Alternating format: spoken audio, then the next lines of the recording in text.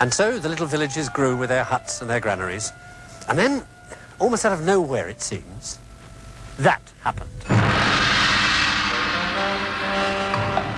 The oldest stone building in the world, the step pyramid of King Zoser at Saqqara near Cairo.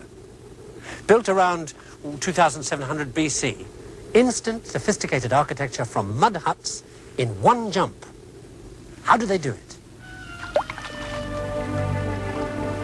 Because of what they'd had to do to feed themselves, irrigate. Because the river flooded every year and destroyed landmarks and then retreated, leaving the soil to dry out, they had to do two things. Find a way of measuring the land so the farmer got his own fields back, and a way of channeling the water away for use after the flood had gone. The kind of measurement you need to do those things involves geometry and the type of mathematics a civil engineer uses.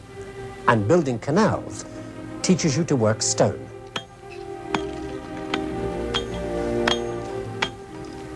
If you know stonework and geometry and mathematics, you can build pyramids, especially if a strong central government that was developed to run the irrigation schemes in the first place tells you to. If the pharaoh said he wanted a pointed stone monument, that's what he got.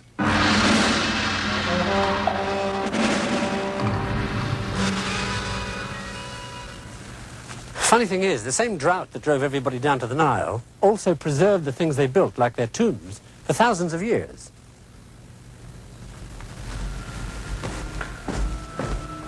The stuff on the walls in this tomb, for example, is 4,500 years old. A kind of cartoon view of the civilization the plough created. I mean, look, here's irrigation. There are these people carrying water pots, you see them? And they carry them across and they pour the water into a garden that has a wall around it. And then over here, look, there's a fellow doing a bit of weeding. There's the plough. They domesticated oxen. They tried to domesticate any animal that they could get their hands on. I mean, take a look at this. Animal flatten its back, tie its back legs, hang on to its front legs, stuff food down its throat and hope it'll learn to love you. You didn't get too far with that one. It was a hyena. Well, you've got a growing community and plenty of spare food and you'll need to protect yourself. So making weapons becomes very important. And here on this wall, there's a whole thing about handling metals. Look. Here are the weights and measures people checking on how much metal is going to be used. Next to them, the furnace men. You see the way they're raising the temperature? They're blowing on these tubes to create a draft in the furnace to get the temperature high.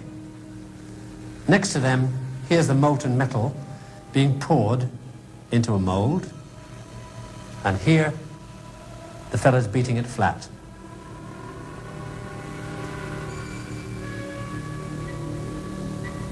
Okay, you get yourself a kingdom, you get what you deserve. You get bureaucrats. Here they are, the scribes, writing everything down. See the pens behind their ears? In this case, they're noting taxes. Here are the people coming in to pay their taxes, led persuasively by the local police. Here's a policeman with the rod of office. More policemen. Here's an Egyptian scruff of the neck. He obviously doesn't want to pay. If you end up not paying, they get out their whips and they tie you to a pole. And that's what you get for not coming up with the money. So you have a busy, sophisticated society. You have to have people at the top in charge. This is the tomb of one of them. He was a kind of Egyptian chancellor responsible directly to the king. There he is. His name was Mereruka. By sometime around 3200 BC, the entire 700-mile length of the Nile, from the Mediterranean to Aswan, was united and administered by officials like Mereruka, each one running what was called a water province, the section of the irrigation network and of the river under his command.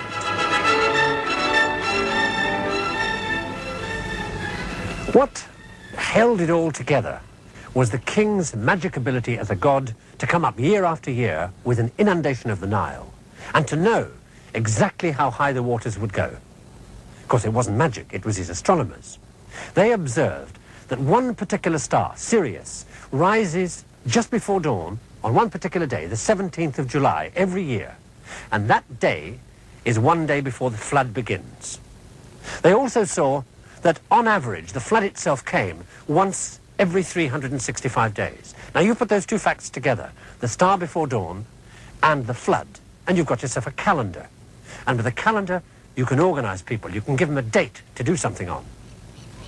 And as for the king's ability to predict how high the water would go, well, you record the level of the flood every year with a scratch on the wall. And after a while, your experience will tell you early on how high the water is going to be later. Now, in Egypt, where water is life, that kind of knowledge and ability to control gives you the power to build empires.